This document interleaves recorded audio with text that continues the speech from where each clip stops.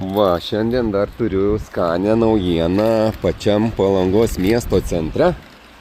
Vytauto žvejų kampas.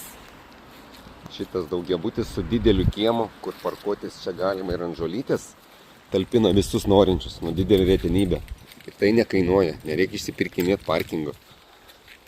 Pasaka.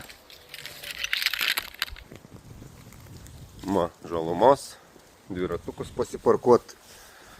Būstas yra cokoliniam aukšte. Va, šitie du langiukai. Kondiškė. Ir labai patogu ir gražu. Čia galima apsiželdinti, nuo gatvės nieko nesimatys. Labą dieną, turėti savo irštą. Va, pagal grafiką jau reikia valyti. Aptarnauja Palangos butų ūkis. Leidžiamės į apačią ir iškart durytis čia vietoj.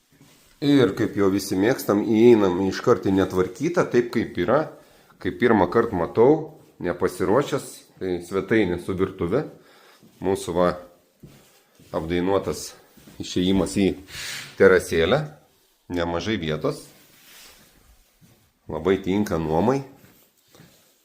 Mėgamukas. Kas fainiai, yra didelis sandėliukas. Šviesos negaliu šiuo metu įjungti. Bus interesantų, atsiųsiu atskirai nuotraukyčių gražių. Prašom.